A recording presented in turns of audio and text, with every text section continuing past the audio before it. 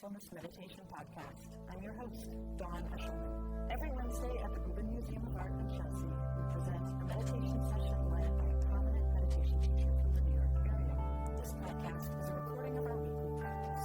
If you would like to join us in person, please visit our website at rubinmuseum.org/meditation.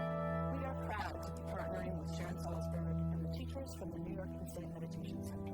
In the description for each episode, you will find information about the theme for that week's session, including an image of a related artwork chosen from the Rubin Museum's permanent collection.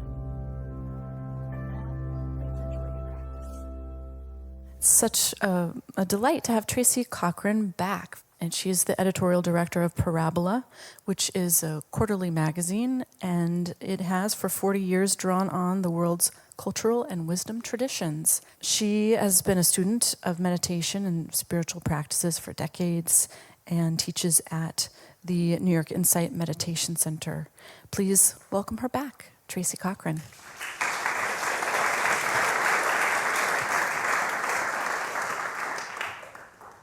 It's good to be back in this room. As I mentioned to Dawn, out there, this is called Hump Day, that unlovely term for Wednesday. It means we're in the middle of the week, and if we can just survive today, there'll be a promise of more ease. So even if you don't work in a job, you can have a feeling of the repetitious grind of life, and more so, I think. So it's beautiful to be in this room under this beautiful bodhisattva, this goddess of compassion, because it's very much what we can experience, at least at moments, when we sit down and be still. We bring a different kind of awareness to our muck. And that's the first thing we find when we turn our attention to it. And I was thinking 10 years ago, I had a conversation with the religious historian Karen Armstrong that I wrote about in Parabola.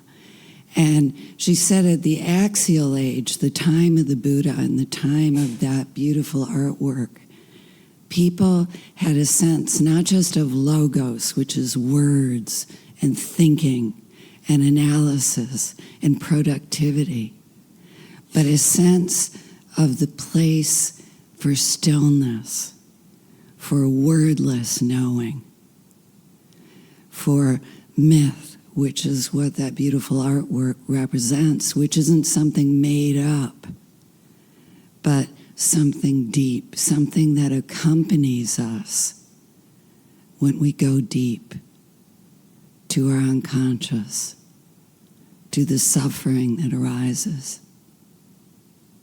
And that can be our fears, our anger, which is a way of dealing with fear.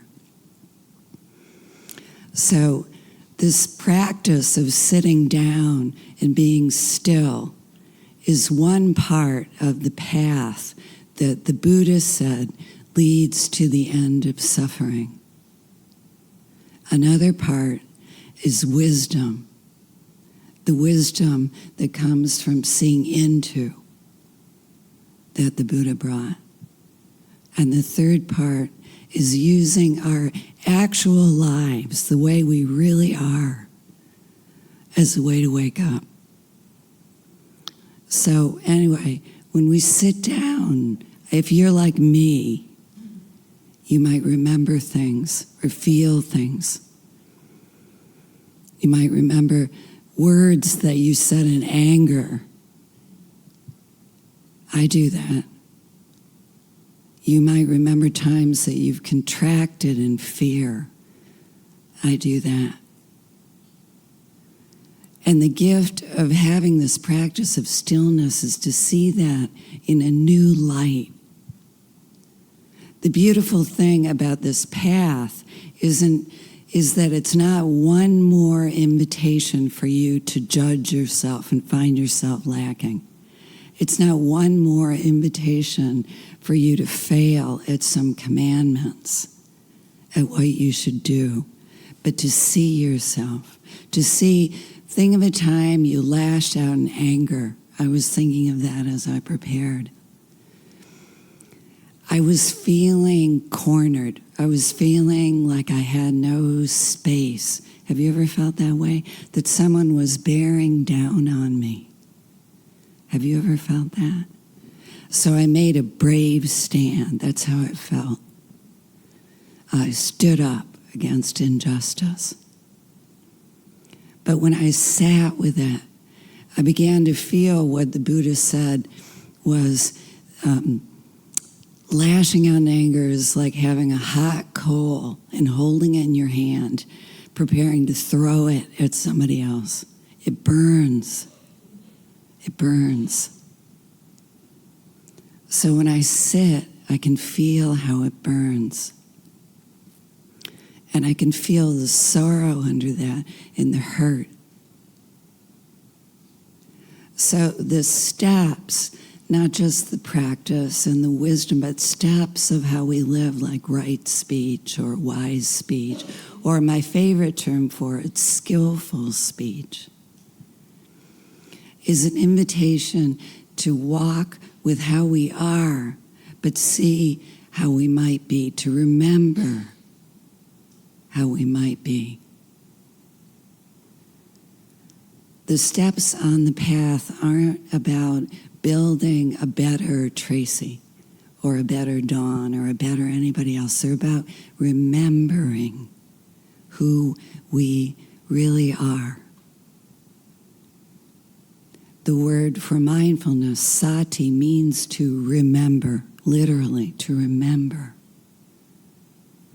And when we give ourselves time and space like this, when we dare to embrace the muck, just like the goddess Tara would, with compassion, with kind awareness, we begin to see that under it, there's an impulse in us to be part of life in a harmless way. We want to be part of it. We don't want to do damage. We begin to discover that the steps on the so-called Eightfold Path leads to our indigenous self. Not something new, but something we were born to be. Something native to us. So when we sit in this room, we do something quietly radical. We give ourselves space and stillness and attention. Attention is the rarest and purest form of generosity. To give attention. That's what Tara does. As Thich Nhat Hanh once put it in a mantra, it's like saying, I'm here for you, darling. I'm here for you in your fear. In a moment of anger, it can feel like we're falsely imprisoned. It feels like this is not who I really am. This is not who I am. Or it can feel like tigers are after us. We can feel like we're drowning in the world, in work, in input, in stress. Imagine this kind attention saying, I'm here for you, darling.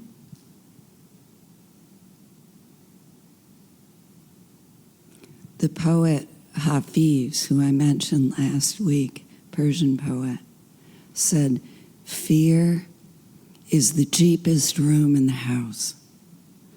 I'd like to see you living in better conditions. And when we sit down and turn our attention towards ourselves, we grant ourselves permission to enter the rest of the house. This beautiful, open house, which is our birthright. So I think we will try it.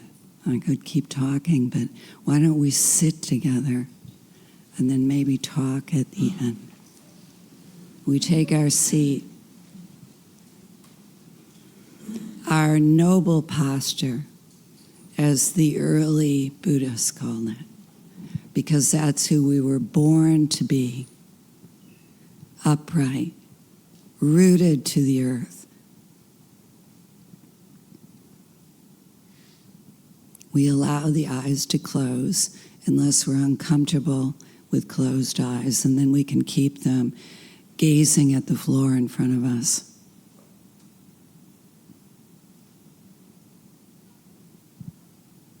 So we give ourselves welcome.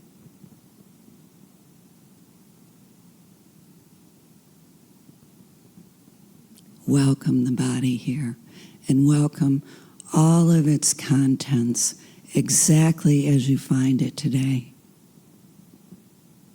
Nothing is excluded.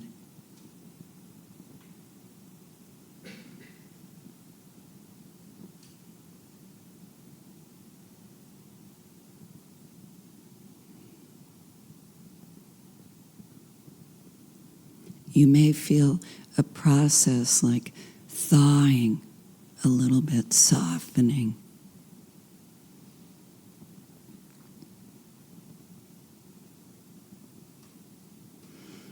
As you feel ready, allow the attention to come to the breathing without asking it to change in any way.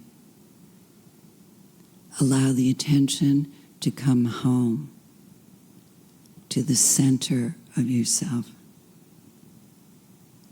to the movement in and the movement out of the breath.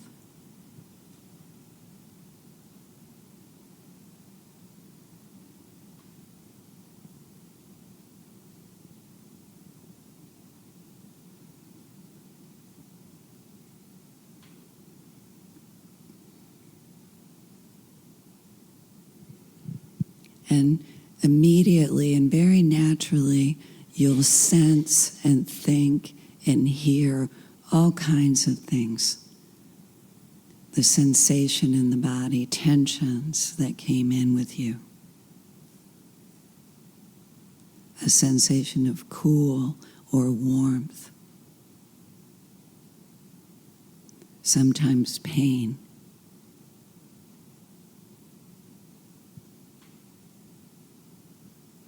Meeting everything with the sunlight of our awareness.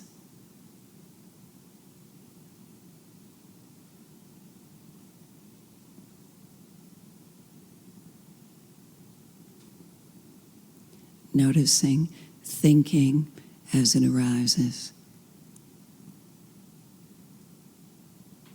Just allow thoughts to come and bubble up and pass away.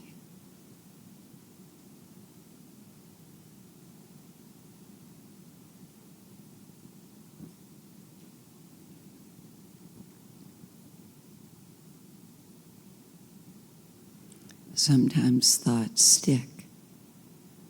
Just gently bring the attention home again to the body, breathing.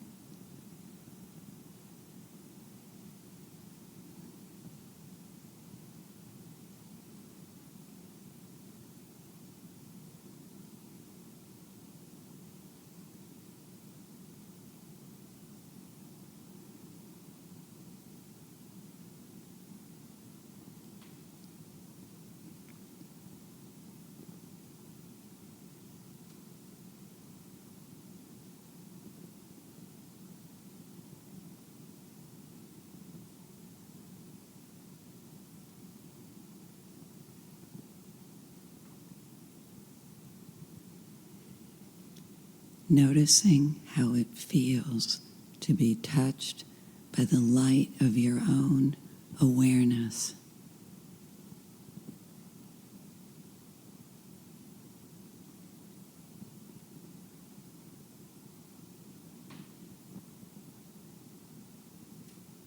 Finding everything all right.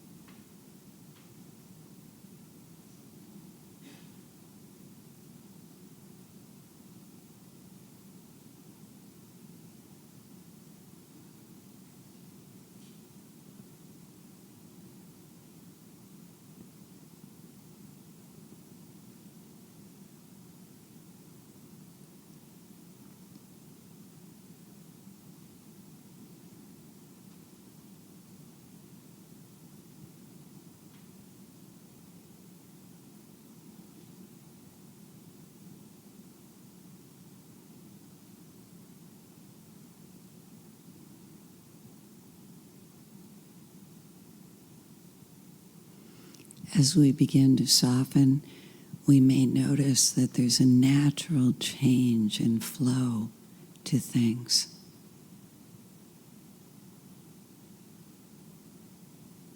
No feeling is final.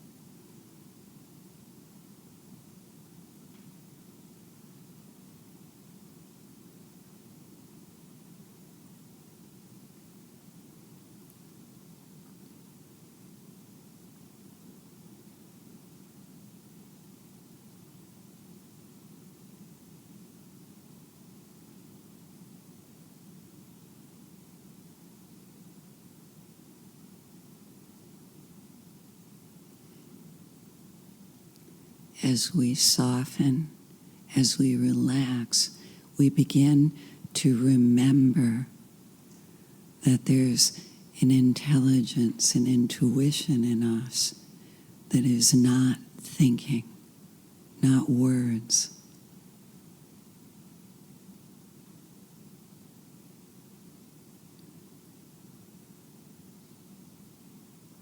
But a light of awareness in the body and the mind.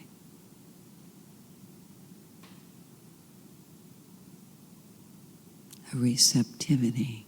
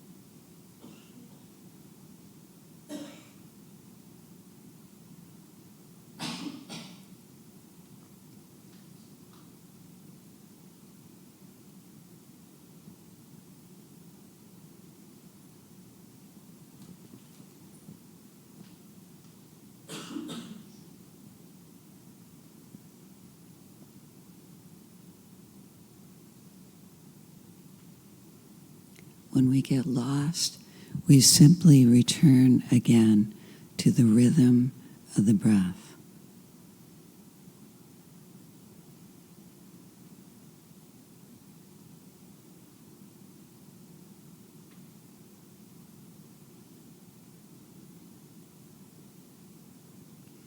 Noticing that we can be still, yet open.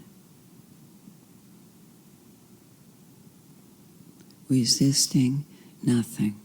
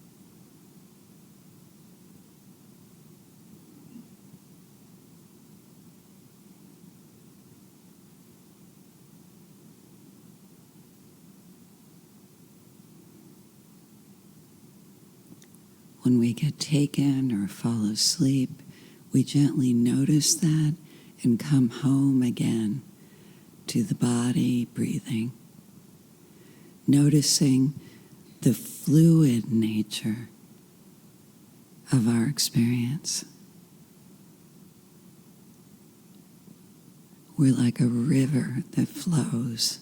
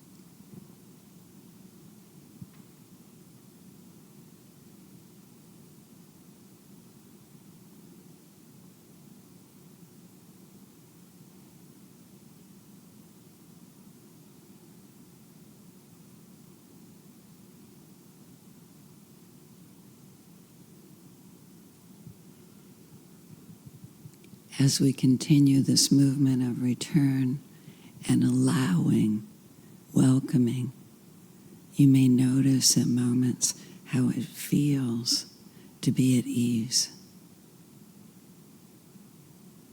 Allowing our experience, even our painful experience, to softly open like a fist.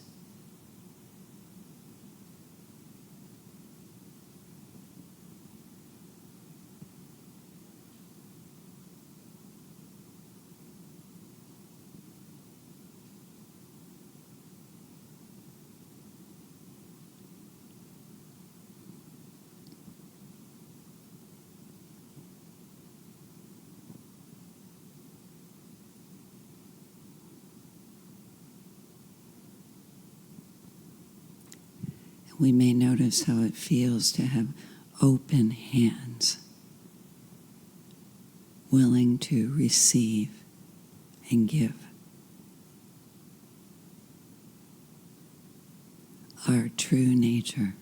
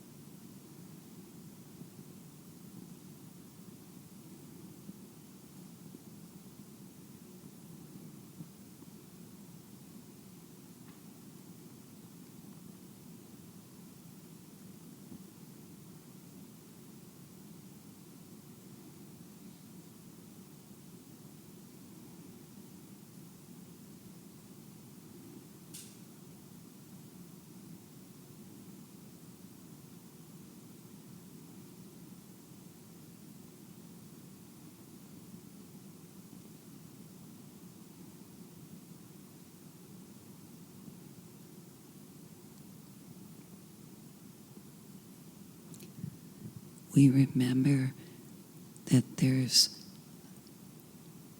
a true essence in us which wishes to be here, to be part of life.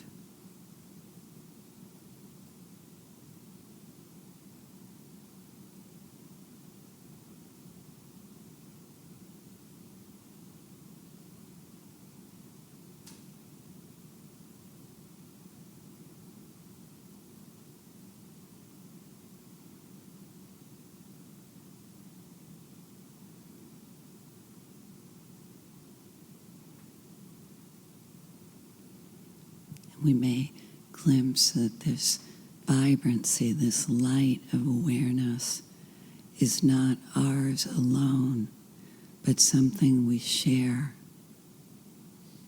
with life.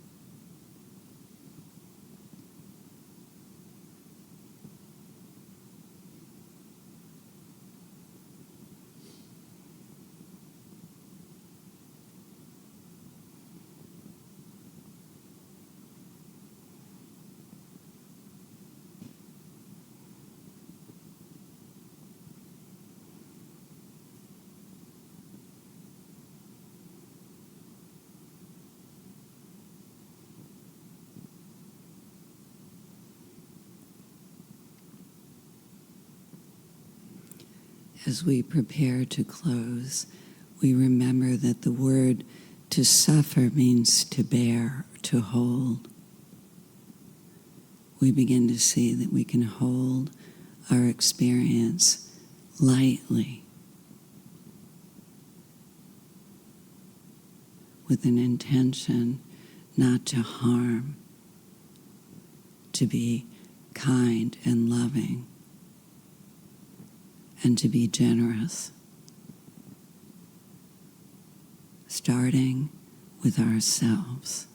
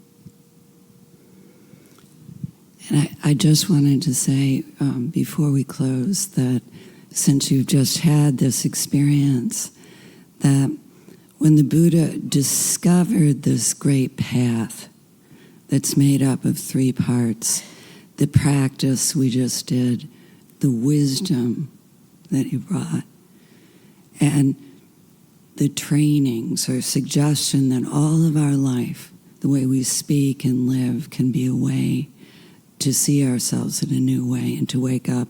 All of this is something that you touched when you sat, this rediscovery of another way. It's not something from far away, it's something in you. Did you feel that at a moment when you relax and open? This remembering of another way to be. That's the path and the way to have more ease with suffering. So, thank you.